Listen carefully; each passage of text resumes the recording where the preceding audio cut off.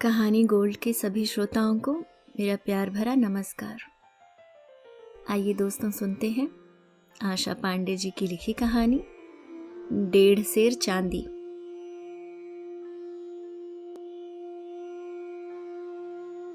किवाड़ उंढका था। नयिका कोहनी से किवाड़ ठेलकर अंगनाई में पहुंची। अंगनाई के कोने में बंधी दोनों बकरियां उसे देखकर मिमियाने लगीं। दिन भर से अकेला पड़ा भग्गू भी उठकर खटिया पर बैठ गया। नयिका का हाथ घास और बबूल की टहनियों से भरा था। मिस्र के यहां से आते आते उसने रास्ते से बकरियों के लिए टहनियां तोड़ी थी।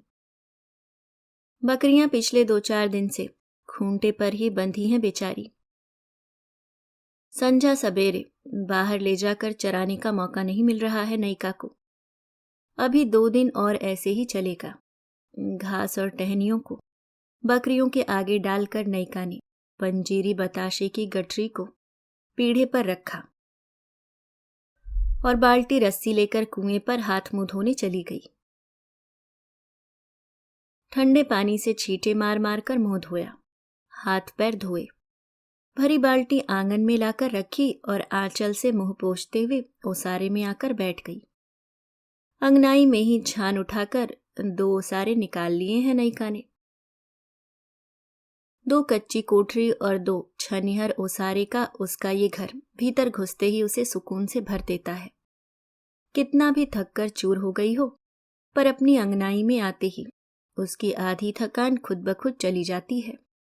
सुबह जब से गई थी तब से 1 मिनट की भी फुर्सत नहीं मिली थी उसे। इतना बड़ा कार्यक्रम, आने जाने वालों की इतनी भीड़, बैठती भी तो कैसे। मिसिर काका बहुत भरोसा कर उसे बुलाते हैं। अगर वह भी बैठ जाएगी तो काम कैसे चलेगा।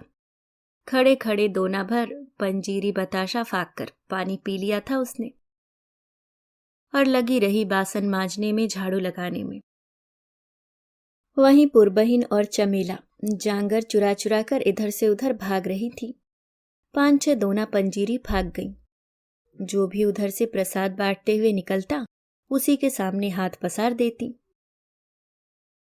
अखंड रामायण पाठ के बैठक से पहले सत्यनारायण की कथा हुई थी। उसी का प्रसाद बट रहा था। दिन भर लोग आते रहे, प्रसाद कम पड़ जाता तो किसी की इज्जत की जरा सी परवाह नहीं है इन लोगों को। अगला भरोसा किए बैठा है और ये लोग उसकी इज्जत लेने पर उतारू हुई हैं। भगवान से भी नहीं डरती ये लोग। नयिका का मन वितृष्णा से भर गया। सांझ धुंधलाने लगी। सांझ बाती की बेला में बैठकर सुस्ताने से काम नहीं चलेगा। नयिका ने मन ही मन सोचा और घुटने पर हाथ रखकर उठी। चूल्हे के पास कांच की एक ढिबरी पड़ी थी। उसमें तेल आधी शीशी से भी कम था। नयिका ने शीशी को उठाकर देखा। आज का काम किसी तरह से चल जाएगा, कल के लिए व्यवस्था करनी पड़ेगी। राम अजोरवा को कितनी बार कहा था कि बचवा, खंभे से तार खींचकर एक लट्टू मेरे आंगन में भी लटका दो। मिट्टी के तेल का खर्चा तो कुछ बचता, पर मुए ने नहीं सुना। नयिका मन ही मन बड़बड़ाते हुए ढिबरी जलाकर अंगनाई के गौखे पर रखाई। वहां से दोनों ओर ओसारे में उजियारा फैल गया। भग्गू फिर गोंगो करने लगा। नयिका गोंगों के अलावा अलग अलग सुरों को पहचानती है। समझ गई कि उसका पति भूखा है। वह पंजीरी बताशा हलवा पूड़ी की गठरी उठा लाई। भग्गू की खटिया पर बैठकर खोलने लगी। उस धुंधलके में भी नयिका ने भग्गू की आंखों की चमक को देख लिया। मन ही मन मुस्कुराई। इसी चमक को देखने के लिए ही तो उसने वहां कौर भर भी कुछ नहीं खाया था, सब उठा लाई थी। मिसिर काका ने हलवा ज्यादा दिलवा दिया था। काकी तो देने में कुछ आनाकानी कर रही थी, पर काका ने डपट दिया। दे दो उसे भरपूर, गुंगवा के लिए ले जाएगी। नयिका धन्य हो गई थी, इसीलिए तो मिसिर काका की एक आवाज पर दौड़ी चली जाती है। गुंगवा को पूड़ी के साथ अचार अच्छा लगता है। नयिका ने हिम्मत की। काकी, फाक 2 फाक अचार भी दे देती। काकी ने मुस्कुराते हुए बिना उसे झिड़के 3-4 फाक अचार लाकर पूड़ी के ऊपर रख दिया। नयिका खाने की गठरी खोल रही थी। भग्गू ने सिरहाने से आधा प्याज और नमक निकाल लिया। नयिका सवेरे उसे प्याज रोटी देकर गई थी, उसी में से कुछ बचा लिया था भग्गू ने। नयिका मुस्कुराई। रखो उसे, अचार लाई हूं पूड़ी के साथ। भग्गू गोंगो करके हंसने लगा। भग्गू की हंसी नयिका के कलेजे में धस गई। इकलौता भग्गू माँ बाप का बहुत दुलारा था। दोनों जून उसे थाली में दाल भात रोटी तरकारी सब चाहिए थी। जब नयिका इस घर में ब्याह कर आई थी तब इस घर में खाने पीने की कोई कमी नहीं थी। 1.5 बीघा खेत का मालिक था उसका ससुर। माँ बाप बेटा तीनों जुटकर खेती करते, बाहर भी मजूरी करते। घर में अनाज भरा रहता। भाजी तरकारी तो भग्गू घर के अगवारे पिछवारे की जमीन में ही बो देता। लौकी तरोई करेला आंगन की छान पर खूब लदे रहते। सास खुश होकर कहती, मेरे बेटे के हाथ में बहुत बरकत है। ऊसर पापड़ में भी बीज छींट देता है तो धरती सोना उगलने लगती है। अब यही भग्गू। नयिका ने थाली में पूड़ी अचार और हलवा रखकर भग्गू के आगे सरका दिया। भग्गू खाने लगा। थोड़ी देर बाद जब मन कुछ तृप्त हुआ तब उसका ध्यान नयिका की ओर गया। उसने इशारे से नयिका को भी खाने के लिए कहा। नयिका ने 2-4 पूड़ी, थोड़ा सा हलवा, दोना भर पंजीरी और बताशा भग्गू की थाली में रख दिया। खुद बची हुई पूड़ियों को अचार से खाने लगी। दोनों के खा लेने के बाद भी कुछ पूड़ियां बच रह गई थीं। नयिका ने उसे सुबह के लिए ढककर रख दिया। दिन भर की थकान से उसका शरीर टूट रहा था। अंगनाई में रखी खटिया को बिछाकर उसने ढिबरी बुझाई और लेट गई। चैत महीने का दूसरा पाक ही शुरू हुआ है, लेकिन गर्मी ने गांव को घेर लिया है। हवा ऐसी रूठी है कि पेड़ के पत्ते भी नहीं हिल रहे हैं। नयिका ने अपने आंचल से हवा करते करते सोचा, अब गर्मी दिन ब दिन बढ़ने लगी है। कल बक्से से बेना पंखी निकाल लेगी। पड़ोसी राम अंजोर का बेटा किसी बात पर जिदियाया है। पूरा घर उसे मनाने चुप कराने में लगा है। राम अंजोर की माँ और नयिका का गौना 1-2 रोज आगे पीछे ही आया था। साल भर के भीतर ही राम अंजोर पैदा हो गया था। अगर भग्गू उस दिन बाजार न गया होता तो आज नयिका का घर आंगन भी बच्चों से गुलजार होता। नयिका के सीने में एक टीस उठी, जिसे दबाते हुए उसने करवट बदल ली। कितने बरस बीत गए उस बात को।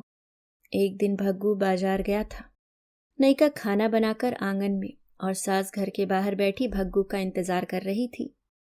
उसके ससुर खा पी कर लेट गए थे, लेकिन कुछ कुछ देर में आवाज लगाकर पूछ लेते कि भग्गू आया कि नहीं। रात बीतती रही। नयिका और उसकी सास ने कौर नहीं तोड़ा। बस उदास और उन्नीदी आंखों से भग्गू का इंतजार करती रही। भग्गू कभी कभी बाजार में चढ़ा लेता था। हो सकता है आज कुछ अधिक चढ़ा ली हो और कहीं पड़ा सो रहा हो। सास बार बार नयिका को यही कहकर दिलासा दे रही थी। रात बीत गई। घड़ी भर दिन भी चढ़ाया। भग्गू घर नहीं लौटा। भग्गू का बाप बाजार जाकर सब जगह छानबीन कराया। पता चला कि शराब की दुकान पर तो भग्गू कल गया ही नहीं। 2 दिन 2 रात बीत गए। भग्गू का कहीं पता न चला। सास बहू छटपटाती हुई देवी देवताओं से मनौतियां मान रही थीं। ससुर गांव गांव बाजार बाजार घूमता हुआ भग्गू को खोज रहा था। पूरे 3 दिन बाद भग्गू विशेषर मिसिर को जिला अस्पताल के सामने दिखा था। बराया हुआ सा इधर उधर घूम रहा था। मिसिर अपनी गाड़ी में बैठाकर उसे गांव ले आए। वह इतना डरा था कि घर आते ही अंधेरी कोठरी में जाकर दुबक गया। माँ ने उसका हाथ मुंह धुलाया, खाना खिलाया। कई दिनों तक धीरे धीरे पूछकर बड़ी मुश्किल से इतना जान पाई कि बाजार में कुछ लोगों ने उसे जबरन अपनी जीप में बिठा लिया था। जीप सड़क पर न चलकर किसी सुनसान राह पर आगे बढ़ गई थी। रात के अंधेरे में भग्गू रास्ता नहीं समझ पा रहा था। 3-4 घंटे इधर उधर घुमाने के बाद किसी घर के सामने उसे उतारा गया। पूरी रात और दूसरे दिन का पूरा दिन उसे कमरे में बंद रखा गया। तीसरे दिन दोपहर में अस्पताल ले जाकर उसकी नसबंदी कराकर छोड़ दिया गया। इस बीच कई पेपर में उससे अंगूठा लगवाए गए। वे लोग कौन थे, उसे किस जगह बंद रखे, किस अस्पताल में ले गए थे, इन प्रश्नों का एक भी उत्तर भग्गू के पास नहीं था। उसकी आवाज नहीं फूट रही थी। बमुश्किल एक आध शब्द बोल पा रहा था। बस उस दिन के बाद से भग्गू न काम पर गया, न अंधेरी कोठरी की खटिया छोड़ी। धीरे धीरे वह पूरे गूंगे में बदल गया। भग्गू के माँ बाप ने सभी उपाय किए, ओझा, वैद्य, पीर फकीर, यहाँ तक कि सरकारी अस्पतालों के भी चक्कर लगाते रहे, पर न जाने कैसा डर समा गया था भग्गू के भीतर, जो निकलने का नाम ही नहीं ले रहा था। अंत में हार कर बैठ गए सब। कितने साल बीत गए। पहाड़ से दिन एक एक कर बस सरक रहे हैं। नयिका करवट बदलने का सोच ही रही थी कि तभी खट्ट सी आवाज आई। अंधियारा पाक है। रामंजोर के दुआरे खड़े बिजली के खंभे पर लगे बल्ब की रोशनी का एक छोटा टुकड़ा नयिका की अंगनाई में भी पसरा है। नयिका ने सिर उठाकर बकरियों की ओर देखा। तीनों चुपचाप बैठी हैं। भग्गू लघु शंका के लिए उठा है। सहारे के लिए वह लाठी लेता है। उसी की आवाज थी। नयिका निश्चिंत हो करवट बदल लेती है। रामंजोर का नाती अभी तक जिदियाया है। पूरा घर लगा है उसे मनाने में। रामंजोर की माई पनाती देख रही है। खटिया से मचिया, मचिया से खटिया हुमकती रहती है। पतोह नतोह उनके आगे पीछे घूमती हुई सेवा टहल करती रहती हैं, सब अपने अपने कर्म। नयिका ने एक लंबी सांस ली। कहते हैं भाई पट्टीदार का हिस्सा डकारना आसान नहीं होता, पचाना मुश्किल हो जाता है। पर रामंजोर का बाबा तो सब डकार गया। 1.5 बीघा खेत की मालकिन नयिका इसी रामंजोर के बाबा और बाप की करतूत से बिन खेती की हो गई है। आधा बीघा खेत उसके ससुर ने भग्गू की दवा पाने के लिए रामंजोर के बाबा के पास गहन रखा था। बड़ा भरोसा था उसे अपने चचेरे भाई पर। भाई ने भरोसा भी तो यही दिलाया था। कहता था तू मेरा भाई है, तेरे खेत गहन रख के मैं पैसे दूं, वह भी भग्गू की दवाई के लिए। ये बात मुझे हजम नहीं हो रही है। पर मेरे घर के लोगों और रामंजोर की माई को तो तू जानता है, मेरी जान खा जाएंगे ये लोग। बाकी इतना भरोसा रख कि तू पैसा नहीं लौटा पाएगा, तब भी मैं तेरी जमीन लौटा दूंगा। ये बात तेरे मेरे बीच में पक्की समझ। नयिका के ससुर ने भाई की बात को पक्की समझ लिया। लंबे समय तक भग्गू का इलाज करने के बाद भी जब उसकी तबीयत में कुछ भी सुधार नहीं हुआ, तो मजूरी से जोड़े पैसे को बचाकर गाहे बगाहे भाई को लौटाने लगा था। कितना पैसा लौटा पाया था ये तो नयिका को नहीं पता, किंतु ससुर को कई बार यह कहते हुए सुना था कि अब अधिक कर्ज नहीं बचा है, 1-2 साल में जमीन छुड़ा लूंगा। मगर भगवान को तो कुछ और मंजूर था। भग्गू की चिंता उसे खाए जा रही थी। देखते ही देखते ससुर ने खटिया पकड़ ली। घर की हालत खराब होने लगी। अकेली सास खेती नहीं करवा पा रही थी। मजबूर होकर उसके ससुर ने बचे हुए खेत को भी भाई को ही अधिया पर दे दिया। इस तरह पूरा खेत रामंजोर के बाबा के कब्जे में चला गया। सास ससुर के मरने के बाद नयिका के मन में कई बार आया कि अपनी खेती वह खुद करवाए। खेती से फुर्सत के दिनों में इधर उधर मंजूरी भी कर ले। 2 जन ही तो बचे हैं। कुछ खेती से कुछ मजूरी से बीत जाएगी जिंदगी। अब तक रामंजोर का बाबा भी स्वर्ग से धार चुका था, पर रामंजोर का बाप खेत को न सिर्फ हथियाए रहा, बल्कि 1-2 साल बाद अनाज देना भी बंद कर दिया। जब नयिका ने आधे अनाज की मांग की, तब उसने बेनामा पट्टे का कागज लाकर नयिका के आगे पटक दिया। देख ले इन कागजों को, इतने दिन से तेरी भूखमरी पर रहम खाकर दे रहा था अनाज। नेकी का तो जमाना ही नहीं है, आधा अनाज मांग रही है। नयिका के लिए कागज पर लिखा काला अक्षर भैंस बराबर था। अगल बगल के लोगों ने कागज देखकर उसे बताया कि उसके ससुर ने रामंजोर के बाप को सारी जमीन बेच दी थी। सुनते ही नयिका जड़ हो गई। काटो तो खून नहीं। कई महीने लगे उसे संभलने में। लोगों ने उससे कहा कि पेपर की जांच करवा ले, असली है या नकली। पर नयिका किसके बूते जांच करवाती, और जांच करवाने की भी क्या जरूरत। वह तो समझ ही रही थी कि ये सारे पेपर नकली हैं। संतोष कर लिया उसने। सोचते हुए फिर से करवट बदल ली नयिका ने, पर अधिक देर लेटे नहीं रह सकी। उठकर बैठ गई खटिया पर। मन कसैला हो आया। थोड़ी देर बैठी रही, फिर अंगनाई के एक कोने में ढके गगरे से कटोरा भर पानी लिया और 1-2 घूंट पीकर बचे पानी से हाथ मुंह धोया। इधर उधर देखा, फिर आकर लेट गई। मिसिर के यहाँ आज रामायण का समापन है। होम हवन के बाद भोजन की व्यवस्था है। नयिका बर्तन मांजकर उठी है। मिसिर काका बाहर पानी दीवार रहे हैं। नयिका बाल्टी लोटा उनके हाथ से लेकर पानी दीवारने लगी। रामायण का संपुट गाया जा रहा है। सुफल मनोरथ हुई तुम्हारे, राम लखन सुनी भय सुखारे। पानी छिड़कते छिड़कते नयिका के होठ बुदबुदाने लगे। सुफल मनोरथ हुई तुम्हारे। सीधे भगवान का आशीर्वाद मिला है मिसिर काका को। 3 साल से उनका नाती डॉक्टरी में दाखिला की पढ़ाई कर रहा था, लेकिन पास नहीं हो पा रहा था। काका ने अखंड रामायण का पाठ करवाया और दाखिला होने पर फिर से पाठ करवाने का मानता मान लिया। देखो तो भगवान की कृपा, उसे दाखिला मिल गया। काकी कह रही थी कि बड़ी शक्ति है रामायण में। कोई भी इच्छा मन में रखकर पाठ करवा लो, शर्तिया पूरी हो जाएगी। सुफल मनोरथ होई तुम्हारे। बस गूंगऊ बोलने लगते। नयिका का मन हुलस गया। बोलने लगे तो क्या बोलेंगे गूंगऊ, पहले जैसे प्रेम अनुहार की बातें या इतने दिन की घुटन। दिन भर सोचती रही नयिका कि मिसराइन काकी से पूछे कि पाठ करवाने में कितना खर्चा लगता है, पर हिम्मत नहीं जुटा पाई। अखंड पाठ है, बड़े लोग करवा सकते हैं ये पूजा, नयिका कहाँ से करवा पाएगी।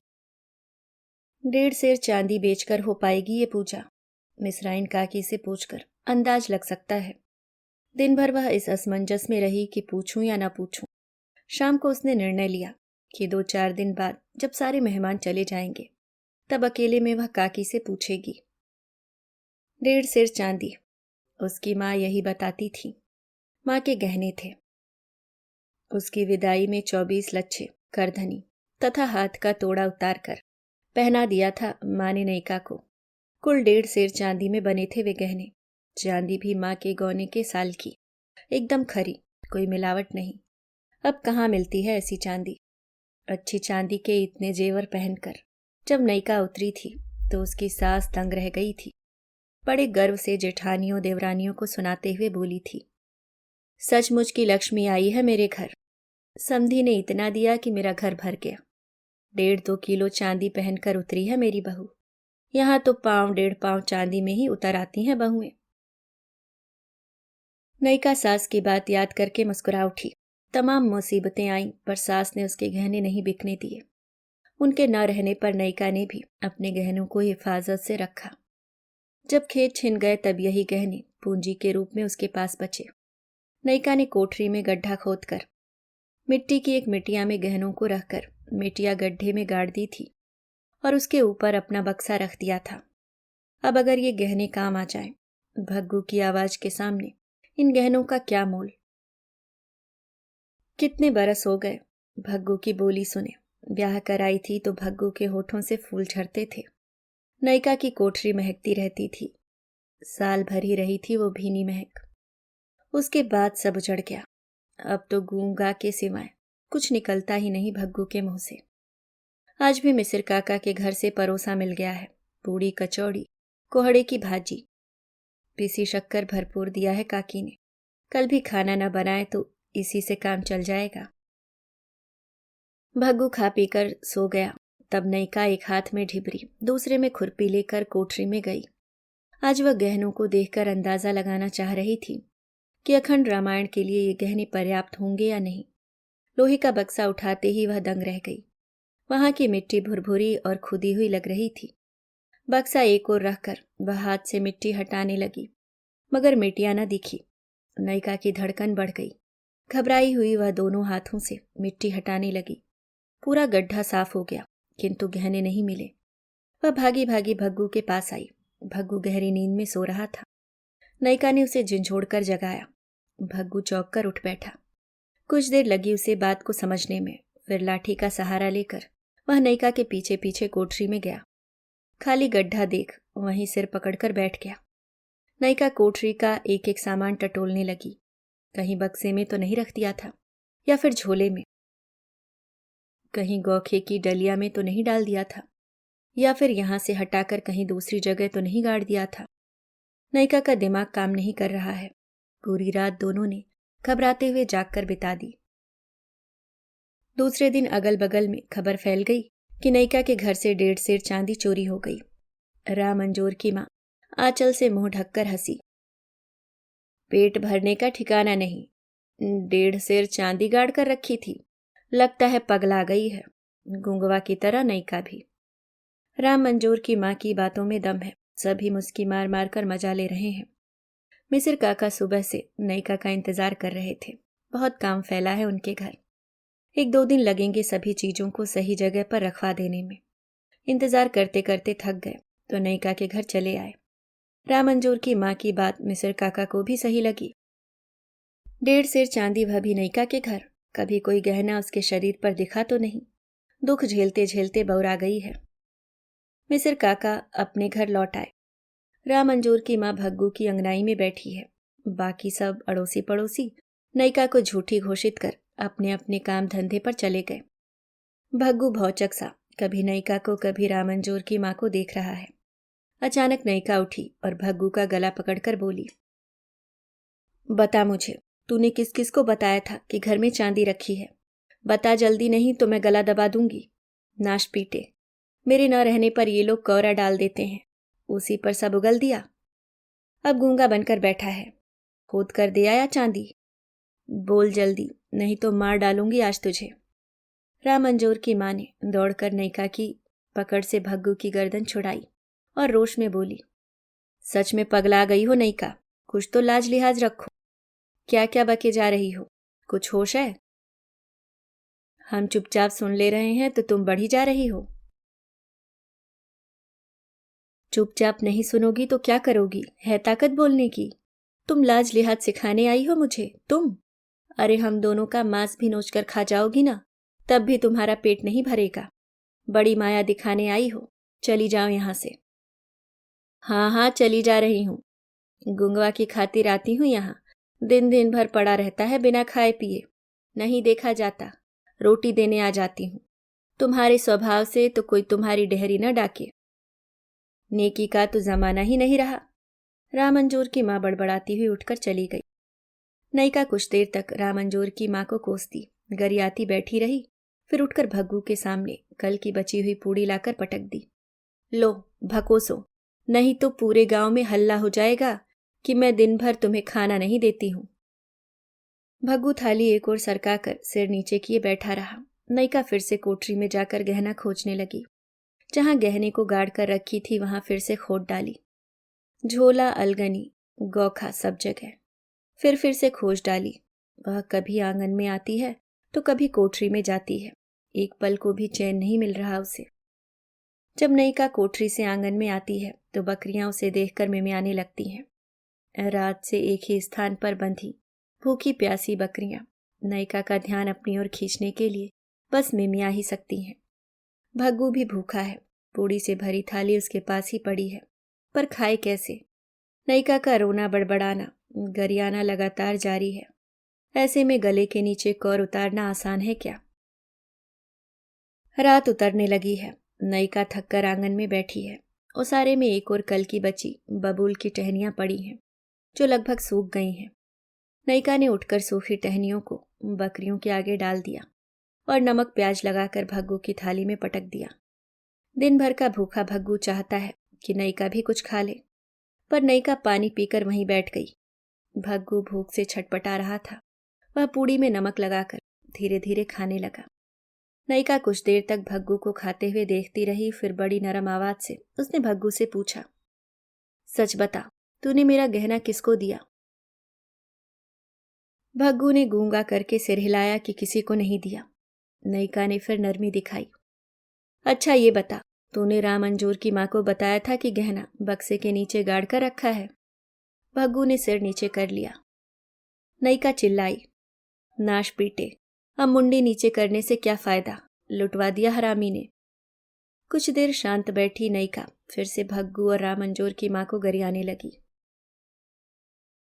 एक एक कर दिन बीतने लगे, किंतु नैका का दुख, शोभ, गुस्सा कम होने की बजाय बढ़ता ही जा रहा था। अब वह धीरे धीरे खाने पीने, उठने बैठने, सोने जागने का भी होश खो बैठी। रामंजोर की माँ भग्गू और नैका को रोटी दे आती, जिसे नैका कभी खा लेती और कभी पलटकर उनके ही मुंह पर फेंक देती। पूरे गांव में रामंजोर की माँ की सज्जनता की चर्चा जोरों पर है। चचेरी जेठानी का इतना प्रेम। नयिका चिल्लाती। ये इनके प्रेम का ही नतीजा है जो आज हम लोग इस हाल में पहुंच गए। पर अब नयिका की सुनता कौन है। अब वह पागल करार दे दी गई है। बच्चे उसे देखते ही चिल्लाते हैं, तुम्हारे घर में चोर घुसा, चोर घुसा, गहना लेकर भाग गया। नयिका डंडा लेकर दौड़ती है, डंडा फेंककर बच्चों को मारती है। बच्चे खिलखिलाकर हंसते हुए भाग जाते हैं। नयिका चिल्लाते हुए कुछ दूर तक उनका पीछा करती है। नयिका को चिढ़ाने का एक नया खेल बच्चों को मिल गया है। भग्गू अब ठीक से गुंगवा भी नहीं पाता है। अभी आप सुन रहे थे हिंदी साहित्य की समकालीन वरिष्ठ लेखिका आशा पांडे जी की लिखी कहानी डेढ़ सेर चांदी।